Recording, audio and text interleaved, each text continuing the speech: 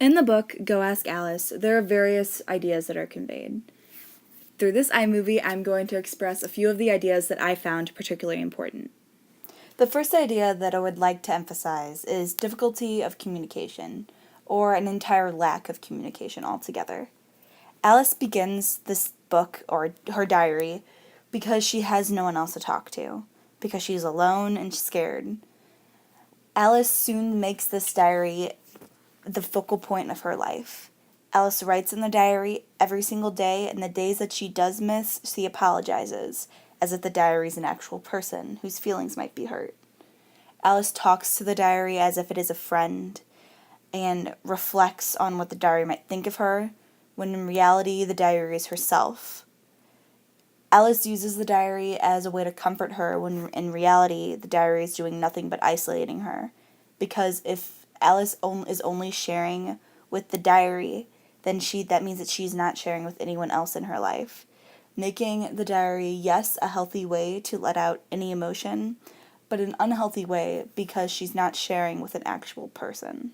The next prominent idea expressed in Go Ask Alice is obsession. Before Alice actually dives into the guts of what this book is really about, she becomes obsessed with books and literature. There's a famous quote from the book that says, "Even now I'm not really sure which parts of myself are real and which parts are things I've gotten from books." Yes, this quote sounds artsy or in depth or something that any literature teacher would say, but if you look back to what it really says, it shows that Alice no longer knows herself. She's immersed herself in the literature, and that she's hiding behind the literature. Alice never really knew herself. She became too obsessed with things to ever step back and really learn who she was. After Alice's first LSD trip, she became obsessed with the new thing. It was no longer literature or school, it was drugs, and the temporary high that they could provide for her. Alice didn't ease into the world of drug use. Alice dove into the world of drug use. She soon found a world where she could be numb from any problem. She found a world where people didn't really care about anything, so she could be herself because herself was someone who was tripping out or completely unaware to reality.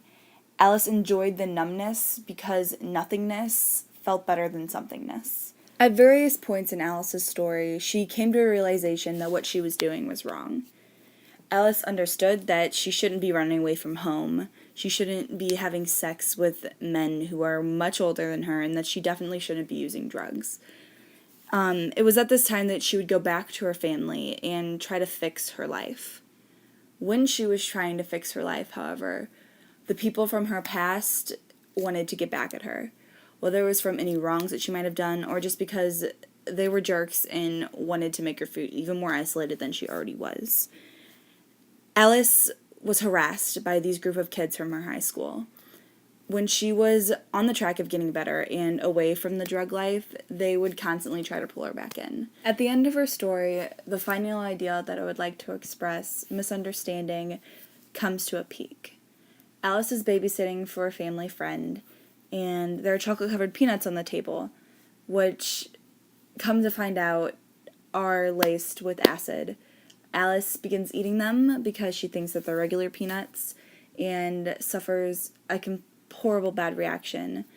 She ends up tearing out her fingernails and her hair, and she basically had a mental breakdown from it.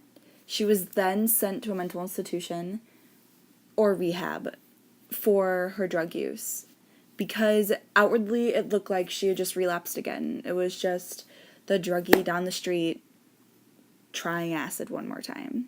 But in reality, that's not what Alice was doing. In her head, if you read her diary, Alice was done. Alice didn't want to do it anymore. Alice didn't care about it anymore. Alice wanted to be on the good road. But it was some of those people from her past life that wanted to get her once again. In the end, Alice ends up dying from an overdose. It is only my thought that if Alice would have gotten treated earlier for her various drug abuse problems, that she would have ended up surviving. She would have ended up turning her life around once and for all and got a positive out of it. But she didn't. All of her family members ignored. They constantly ignored. They constantly thought that everything was okay and that it was just a phase. And when she did have various cries for help, they panicked. Or when they did get her, they walked on eggshells around her because they weren't sure how to treat her. When in reality, they should have put her into a rehabilitation program. I feel as though this novel isn't an anti-drug book. Instead, it's a pro-rehabilitation book. And I feel as though people who read this novel shouldn't be fired up against drug use, because no matter what, drug use is still going to happen. Instead, they should turn it into helping the people who feel as though they need drug use in their life. Help them find healthier choices and help them find a way to cope with their life. Because, as Alice portrayed, not being able to cope for things, not being able to be understood, obsession, and lack of communications are key things that cause you to break down and cause you to seek for things to fill your life, like drug use.